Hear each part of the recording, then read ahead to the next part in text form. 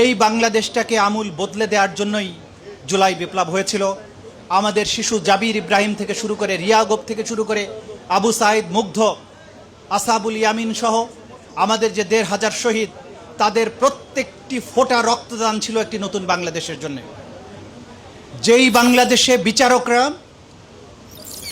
এক্সিকিউটিভের কাছে মাথা নত করবে না, যে বাংলাদেশে আইন মন্ত্রণালয়ের ফোনে আদালতের রায় পরিবর্তিত হয়ে যাবে না, যে বাংলাদেশে মন্ত্রীদেরকে প্লিজ করার জন্য ম্যাজিস্ট্রেট বিরোধী দলীয় কর্মীদেরকে, যেখানে 1 সেকেন্ডের রিমান্ড হওয়া উচিত নয়, গ্রেপ্তার হওয়া উচিত নয়, সেই রকম জায়গায় দিনের পর দিন রিমান্ডে দিয়ে তাদেরকে টর্চার করার পরে আবার যখন তাদেরকে 164 করার জন্য ম্যাজিস্ট্রেটের কাছে প্রডিউস করা হয়, তখন ম্যাজিস্ট্রেটরাই বলেছে যে ওকে তো বানানো হয়নি ঠিকমতো, সেজন্য সে 164 করছে না।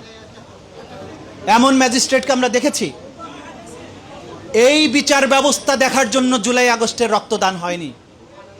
আমরা পরিবর্তিত বিচার ব্যবস্থা দেখতে চাই, যে ম্যাজিস্ট্রেট খোদ প্রধানমন্ত্রীর বিরুদ্ধে যে কোনো আদেশ প্রদান করতে 1 সেকেন্ডের জন্য দ্বিধাবোধ করবে না,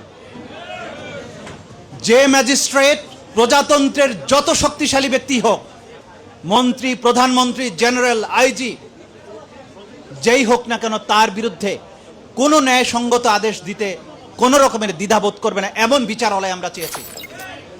যদি এমন বিচারালয় না প্রতিষ্ঠিত হয়, জুলাই আগস্টের রক্তদান নতুন করে স্বাধীন হওয়া সম্পূর্ণভাবে ব্যর্থ হবে। আমরা সেই ব্যর্থতা দেখতে চাই না।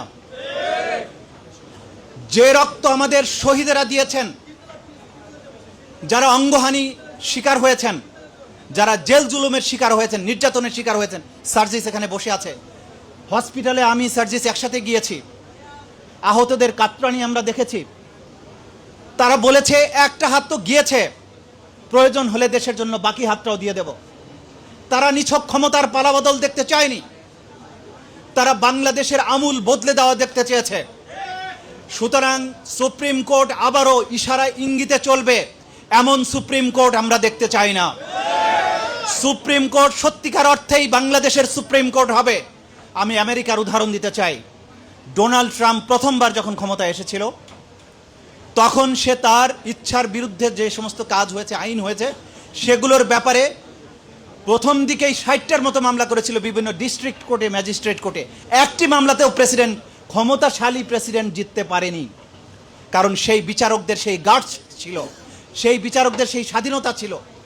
বিচার বিভাগের স্বাধীনতার কথা যারা বলেন, স্বাধীন হওয়াটাই শেষ কথা নয়, আগেও স্বাধীনতা ছিল, কিন্তু সেই বিচারকরাই কিন্তু বলেছিলেন যে আমরা শপথবদ্ধ রাজনীতিবিদ।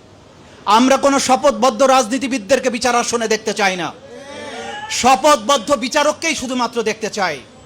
আজকে যে তরুণ প্রজন্ম এখানে আছেন, তাদেরকে অনুরোধ করব, কোনো প্যানেল বা দল বড় কথা নয়, আমরা বিচারাঙ্গনকে এমন একটা জায়গায় নিতে চাই যেখানে বাংলাদেশের সবচাইতে তুচ্ছ মানুষটি বিচার পাবে, সবচাইতে ছোট ম্যাজিস্ট্রেটও প্রধানমন্ত্রী, প্রেসিডেন্টের বিরুদ্ধে আদেশ দেওয়ার ক্ষমতা রাখবে।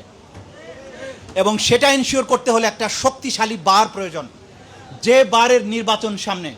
সুতরাং আজকে যারা নির্বাচিত হবেন, যারা ভোটার আছেন, তাদের কাছে অনুরোধ, এমন একটি বার প্রতিষ্ঠিত করুন যখন কোনো বিচারক কোনো অন্যায় আদেশ দিতে চাইলে বার যেন তার পাশে দাঁড়াতে পারে, বিচার প্রার্থী মানুষ যেন বিচার পায়। অনেক লম্বা কথা আছে, প্রথমবারের মতো দাঁড়িয়েছি বলে এক কথায় সব শেষ করতে পারছি না। ভবিষ্যতে আবারও দেখা হবে ইনশাল্লাহ। আপনারা যদি ঐক্যবদ্ধ থাকেন, সচেতন থাকেন, তাহলে যত বড় মেজরিটি থাকুক, এই রাষ্ট্রকে ভুল পথে পরিচালিত কেউ করতে পারবে না।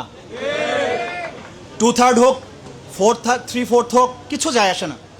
আপনারা যদি ন্যায়ের পথে থাকেন, আপনারা যদি আইনের বুদ্ধির চর্চা করতে পারেন, সঠিকভাবে বিবেককে কাজে লাগাতে পারেন, কেউ পরাজিত করতে পারবে না। আজকের এই প্যানেল পরিচিতি সভায় সবুজ প্যানেলের প্রার্থীদের বিজয়ের জন্য আপনাদের সবাইকে কাজ করার অনুরোধ জানিয়ে, নতুন একটি বাংলাদেশের যে স্বপ্ন আমরা দেখছি, আমরা স্বপ্ন বাস্তবায়ন শুধু দেখি নাই, স্বপ্ন বাস্তবায়নের জন্য কাজ করছি। সেই স্বপ্ন আমরা বাস্তবায়ন করব। আমরা শুধু আশাবাদ দিচ্ছি না, বাস্তবায়ন করব ইনশাল্লাহ। সেই সুদিনের প্রত্যাশায় আপনাদের সাথে দেখা হবে মুক্ত বিচারালয়ে, মুক্ত বাংলাদেশে ইনশাল্লাহ। সবাই ভালো থাকবেন। আসসালামু আলাইকুম। সবুজেই হোক আগামী ঠিকানা।